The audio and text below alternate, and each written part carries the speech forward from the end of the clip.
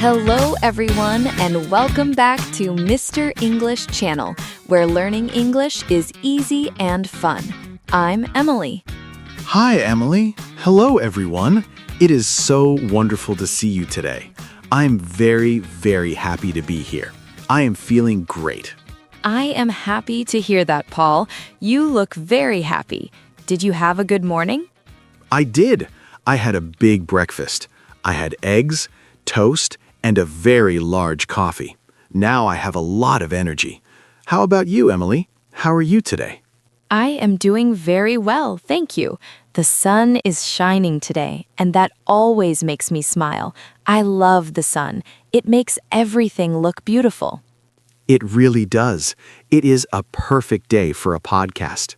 Yes, it is. I am very excited because today we have a very special topic.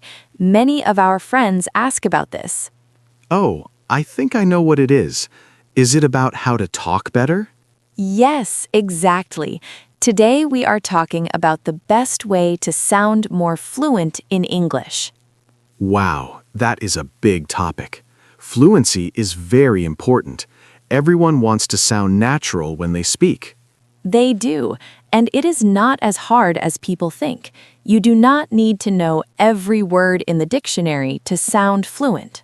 That is good news, because there are many, many words in English. Yes, too many. But before we share our secrets and tips, we have a small favor to ask our wonderful listeners. Yes, everyone, if you like our chats and you want to help us, please click the like button right now. It is a small click for you, but it is a big help for us. It really is. And please subscribe to Mr. English Channel. When you subscribe, you never miss a new episode. We want to help you learn every week. And don't forget to share this with your friends. Maybe you have a friend who is also learning English. Share the fun. Thank you, everyone. Your support is amazing. Okay, Paul, are you ready to talk about fluency? I am ready. Let's go. So, Emily, what does fluent mean? Does it mean speaking very, very fast? That is a great question, Paul. Many people think fluency is about speed. They think if I speak fast, I sound like a native speaker, but that is not true. Oh, so fast is not always better? No. Sometimes speaking too fast makes it hard for people to understand you. Fluency is more about flow. It is about how the words connect together. It is about sounding natural and relaxed. Ah, I see. Like a river. A river flows smoothly. It doesn't have to be a fast river. It just has to be smooth. I love that example. Yes, a smooth river. So our first tip today to sound more fluent is something very simple. It is about contractions.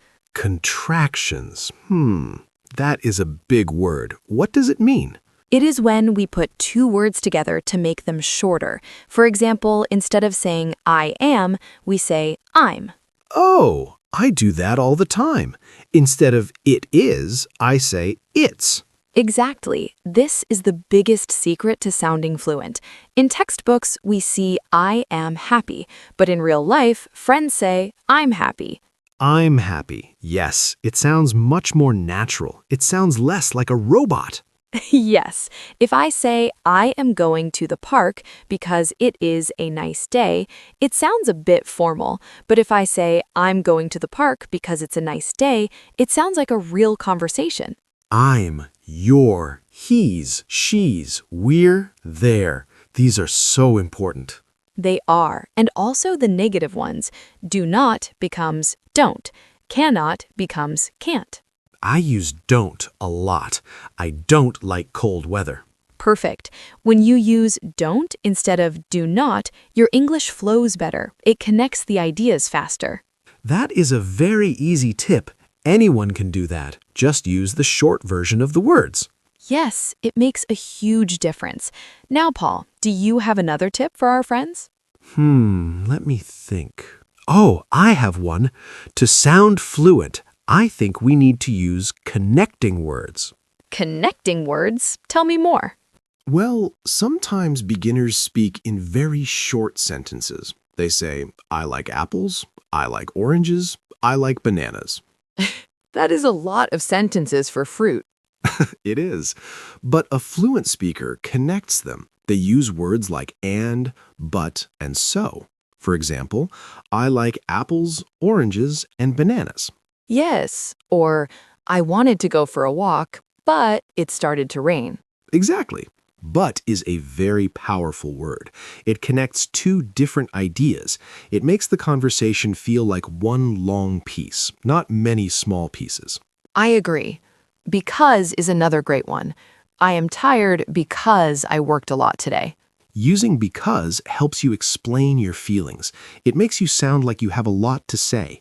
It shows you can build a bridge between your thoughts. A bridge? I love your examples today, Paul. First a river, now a bridge. You are very poetic today. Thank you, Emily. I am trying my best. So we have contractions like I'm and don't, and we have connecting words like and, but, and because. What else? Oh, I have a fun one. To sound fluent, you need filler words. Filler words? You mean words like well and actually? Yes, and or let me see. Wait, are those good words? My teacher always said, don't say. Well, in a presentation at school, maybe is not great. But in a real conversation with friends, filler words are very natural. They give you time to think. That is true. If someone asks me, Emily, what is your favorite movie? And I stay silent for 5 seconds, it feels strange. Yes, silence can be awkward. But if you say, well, let me see. I think my favorite movie is Toy Story. It sounds very fluent. Well, let me see. Yes, it shows that I'm thinking in English. It fills the empty space while my brain looks for the word. Actually is a good one too. Actually, I don't like pizza. I prefer pasta. I love actually. It sounds very smart. And is another one people use a lot. It's a beautiful day. Yes, is like a little invitation for the other person to agree with you. It makes the conversation friendly. So we have these small words that help us sound like we are not reading from a book. Because real English is messy. It has ums and wells and actuallys. It does. Real English is not perfect, and that is okay. That is a very important point, Paul. Many learners are afraid to speak because they want to be perfect, but native speakers are not perfect. We make mistakes too. We really do. Sometimes I forget a word or I use the wrong grammar, but I just keep talking. And that is the secret of fluency, keeping the conversation going. If you make a mistake, don't stop. Don't go back and fix every tiny thing. Just move forward. Like the river. The river doesn't stop for a small rock. It just flows around it. Exactly. If you say, he go to the shop instead of he goes, don't worry, the person listening still understands you. If you stop to fix it, the flow is broken. I think confidence is a big part of fluency. If you look confident, you sound more fluent. I agree. If you speak with a smile and you look at the person, they don't notice the small grammar mistakes. They just enjoy the conversation. So stand tall, smile, use your contractions, and keep going. Yes, and another tip I have is about listening. To sound fluent, you have to listen to how people really talk. You mean like listening to this podcast? Yes, podcasts are great because they are natural conversations, but also music and movies. Listen to the rhythm of the language. Rhythm, like a song. Exactly. English has a rhythm. Some words are long and loud, and some are short and quiet. I want to go to the store. I want to go to the store. Ah, the word store is the important part. Yes, in English, we stress the important words. We don't say every word with the same power. I am happy to see you. I am happy to see you. Oh, I hear it. The rhythm makes the language sound musical. When you copy that rhythm, you sound much more fluent. You don't sound like a computer. Computers speak like this. I am happy to see you. That sounds very boring. It does. So try to listen and copy. If you hear a phrase you like in a movie, say it out loud. Copy the emotion and the speed. I do that with songs. I hear a song and I sing the words. It helps me learn how words stick together. Songs are perfect for that. Words and songs often link together. For example, pick it up. We don't say pick it up. We say pick it up. Pick it up. It sounds like one word. Yes, this is called linking. To sound fluent, try to link your words. If one word ends with a consonant and the next starts with a vowel, link them. Like an apple. An apple. Yes, or check it out. Check it out. Check it out. Wow, that sounds very cool. It does. It makes you sound very comfortable with the language. This is so much good information, Emily. We talked about contractions, connecting words, filler words, not being perfect, rhythm, and linking. We did. It is a lot, but our friends can practice one thing at a time. Maybe this week you only practice using I'm and don't. That is a good idea. Don't try to do everything at once. Start small. Exactly. Paul, I have a question. When you were learning things, did you find it hard to be natural? Oh, yes. I remember when I started my job, I was very nervous. I spoke very slowly, and I was afraid of every mistake. But then I started to listen to my colleagues. They said things like, "How's it going?" and "Catch you later." Catch you later. I love that phrase. It means goodbye. Yes, and when I started using those small phrases, I felt more like part of the team. I didn't sound like a student anymore. I sounded like a friend. That is the goal. We want our listeners to feel like they can be friends with anyone in English. You know, Emily, I think we should practice a little bit of what we talked about. Let's have a small conversation using some of these tips. Okay, let's do it. Let's pretend we are meeting at a cafe. Okay, I will start. Hey, Emily, how's it going? Well, actually, I'm a bit tired today, but I'm happy to see you. How about you, Paul? I'm doing great. I just had a big coffee, so I have a lot of energy. Do you want to get a cookie or something? Ooh, a cookie sounds good, but I shouldn't. Actually, you know what? Let's do it. I love chocolate cookies. Perfect. Let's check it out. That was great, Paul. Did you hear our tips? We used how's it going, I'm, actually, well, but, and check it out. And it felt so much more natural than saying, "How is it going, Emily?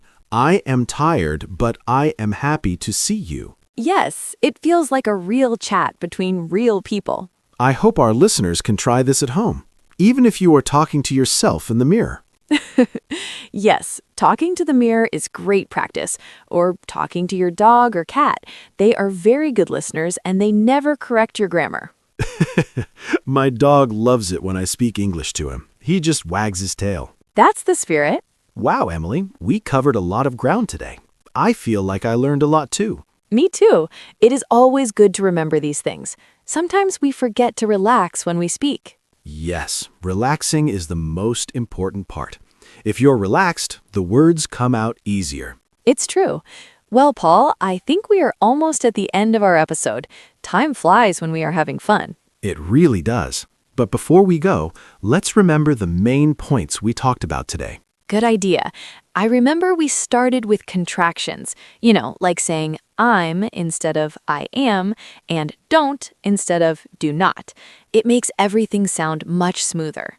Yes, and then we talked about connecting words, using and, but, and because to build those bridges between our ideas so our sentences aren't so short and choppy. Right. And my favorite part was the filler words, using well, actually, and let me see to give our brains a little extra time to find the right words without having a long, silent pause. Exactly. And we shouldn't forget about linking words together, like check it out or an apple, and following the rhythm of English. Stress the important words. And the most important thing of all, don't try to be perfect. Just keep the conversation flowing like a river. Mistakes are okay. Mistakes are definitely okay. They show you are trying and learning. Well said, Paul. We hope these tips help all of you sound more confident and fluent when you speak English. Yes, we believe in you. Just take one small step every day. And now it is your turn. We want to hear from you. Yes, please. Leave a comment below. Tell us which tip was your favorite, or tell us one English contraction you use a lot. We love reading your comments. It makes us so happy to see you practicing your English with us. And if you haven't already, please subscribe to Mr. English channel and share this episode with a friend. Thank you for listening today. It was a pleasure as always, Paul. The pleasure was mine, Emily. I am going to go find another chocolate cookie now. Save one for me. I will. Goodbye, everyone. Bye for now. See you in the next episode. Bye-bye.